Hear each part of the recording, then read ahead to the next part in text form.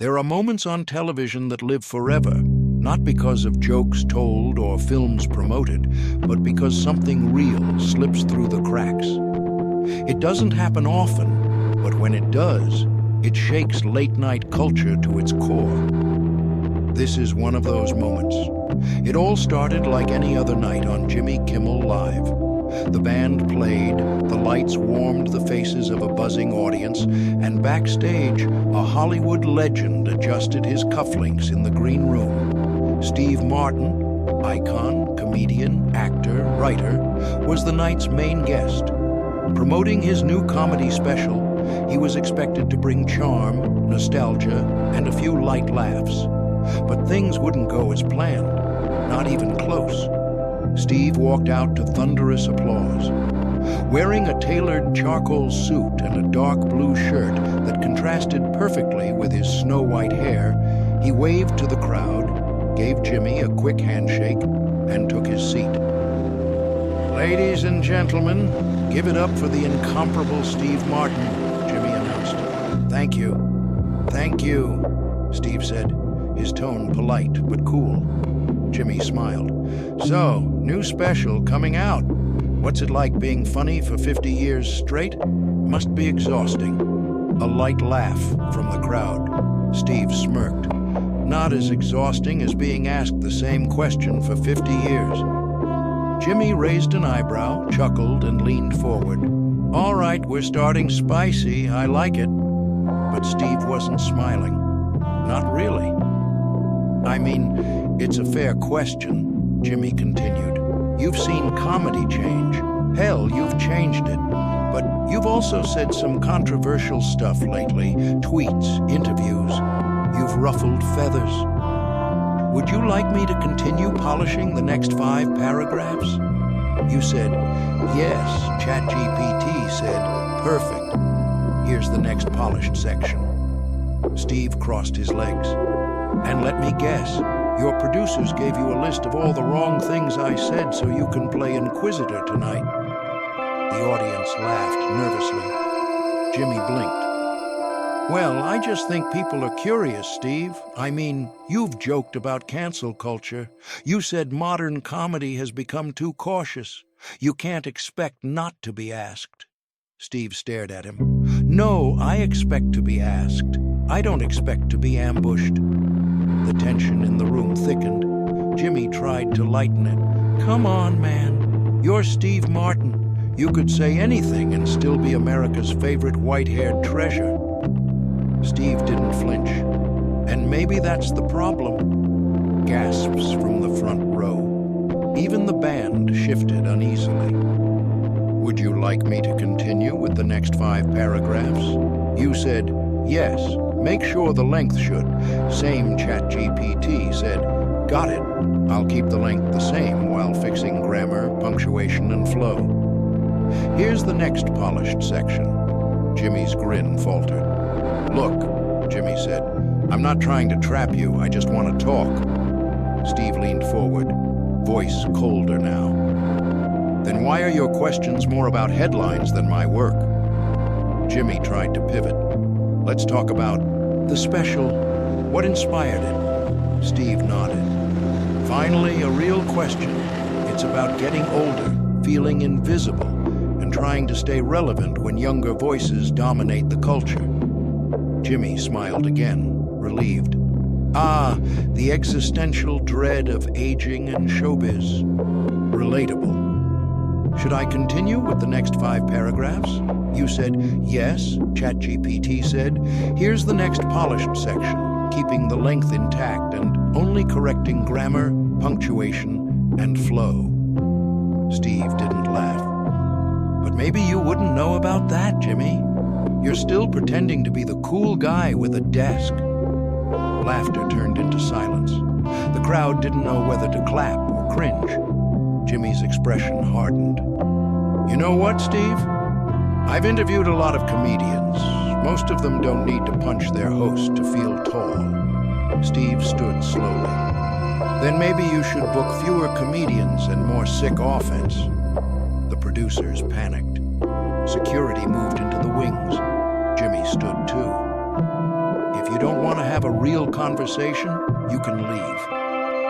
Would you like me to continue with the next 5 paragraphs? You said, yes. ChatGPT said, here's the next polished section, with grammar, punctuation, and flow fixed while keeping the length the same. Steve buttoned his jacket gladly. He turned to the audience. Thanks for the memories. Don't believe everything you laugh at. He walked off stage. The applause was scattered, confused, and Jimmy sat back down, visibly rattled, rubbing his temples. He had just clashed with a titan, and it was only part 1. What viewers didn't see after the commercial break was that Steve Martin hadn't actually left the building. Backstage, a quiet storm was brewing. A producer pleaded with Steve to return, insisting they could steer the segment back on track. The show was tanking live, and ratings gold was slipping through their fingers.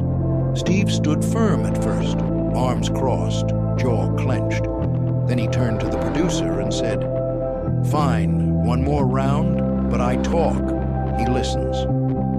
Should I continue with the next 5 paragraphs? You said, yes.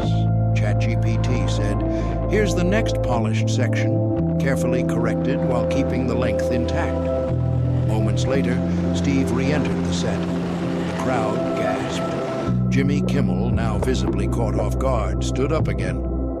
Oh, back for an encore insult. Steve didn't sit. No, I came back to make something clear since the jokes got lost under your ego. A low murmur rippled through the crowd. Jimmy gestured to a chair. Please enlighten us. Steve ignored the invitation to sit. You know, Jimmy, it used to be that hosts asked questions to learn something. Now they just want to make headlines. And you?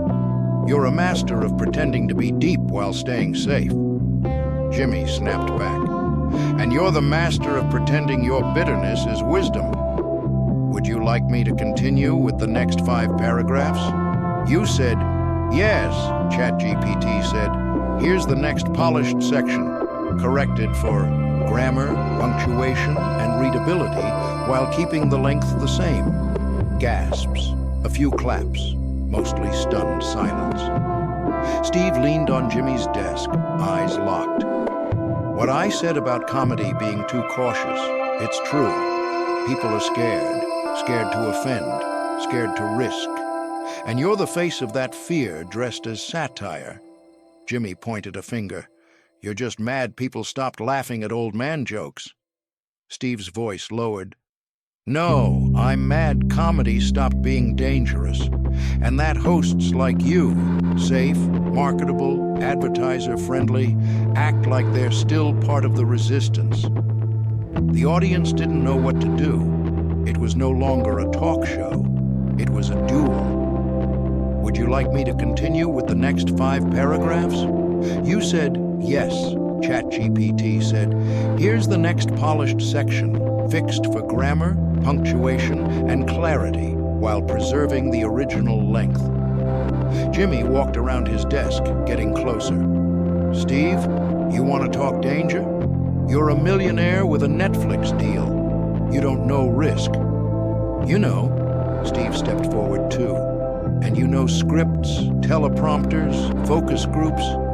You're not a comedian, you're a brand. Security tensed. The band had stopped playing. Studio lights dimmed slightly as a producer signaled to cut to commercial. Jimmy raised a hand. No, let it run. I'm not afraid of airing this, Jimmy declared. You want honesty? You got it. Steve shook his head. Too late. This isn't honesty. This is ego with a laugh track. Would you like me to continue with the next 5 paragraphs? You said yes. ChatGPT said, here's the next polished section, carefully corrected while keeping the full length and tone intact. Jimmy exhaled sharply, jaw tight. Then get off my stage. Steve turned to the crowd. One more thing before I go. He walked to center stage. Comedy dies when the truth becomes offensive, and hosts who fear the truth shouldn't be allowed to pretend they're in on the joke. The audience gasped. Some clapped. Others didn't move. Jimmy nodded to his crew. "All right, enough. Security." A guard stepped forward. Steve raised a hand. "I'll walk." He left again, this time slower, steadier. "Would you like me to continue with the next 5 paragraphs?" You said, "Yes." ChatGPT said, "Here's the next polished section, grammar and punctuation corrected, while keeping the length the same." Jimmy turned back to the camera. "We'll be right back, maybe." The show ended in chaos, but the real storm began just moments later online. Within minutes of Steve Martin's explosive exit, hashtags like Steve Eyes, Jimmy Hack, Comedy Crisis, and Late Talk Show Meltdown were trending worldwide. Twitter was ablaze with polarized takes. Some praised Steve for speaking truth to sanitized comedy, while others blasted him for ego-driven disrespect. Clips of the confrontation racked up millions of views on YouTube, TikTok, and Instagram within the hour. Fan accounts spliced together the most volatile moments, while political commentators used the incident as a launchpad for debates about cancel culture, free speech, and generational divides. Meanwhile, inside Jimmy Kimmel's production offices, panic spread like wildfire. ABC executives demanded emergency damage control meetings. Publicists crafted statements. The producers issued a vague social media post. Tonight's segment sparked passionate discourse. We respect all voices and are reviewing the situation. Would you like me to continue with the next 5 paragraphs? You said, yes. ChatGPT said, here's the next polished section with grammar and punctuation corrected while keeping the length unchanged. Steve Martin, on the other hand, released a single tweet. Comedy is dead when everyone's laughing but no one's thinking. Tonight was a funeral. It went viral in seconds. News outlets picked up the story overnight. Meltdown on Kimmel read Variety. The night Steve Martin declared war on late night, wrote Rolling Stone. Even SNL made a parody skit of the altercation by the weekend, but beyond headlines and memes, there were consequences. Kimmel's show saw a dip in ratings the next night, but rebounded slightly with viewers tuning in just in case. The drama continued. Meanwhile, Steve was booked on 3 podcasts within 24 hours, all eager to capitalize on the fallout. Would you like me to continue with the next 5 paragraphs? You said, yes. ChatGPT said, here's the next polished section, corrected for grammar, punctuation, and flow while keeping the full length. Privately, Jimmy was livid. I've done thousands of interviews, he vented to staff, and the one time I push back, I get painted as the villain. His team urged him to let it go, but Jimmy wasn't built for silence. On the following episode, he opened the monologue not with jokes, but with a direct response. I don't apologize for asking tough questions, but I do regret inviting someone who only came to fight. That, predictably, reignited the fire. Steve posted a black and white video to Instagram. You regret inviting me, Jimmy? I regret staying as long as I did. Would you like me to continue with the next 5 paragraphs? You said yes. ChatGPT said, here's the next polished section, with grammar and punctuation corrected while keeping the length the same. The public feud now had its own life, a digital wildfire impossible to contain. Commentators dissected it. Comedians chose sides. Audiences stayed glued. In the weeks that followed, both men tried to return to business as usual. But something had changed. The illusion of late-night comfort had cracked. The smile behind the desk and the guest in the chair would never be quite the same. And for a brief moment, millions had watched. Not a performance, but a reckoning. Would you like me to continue with the final part? You said, yes. ChatGPT said, here's the final polished section with grammar, punctuation, and flow corrected while keeping the length intact. What do you think? Who was out of line, Steve or Jimmy? Drop your thoughts below, and don't forget to subscribe for more behind-the-scenes showdowns.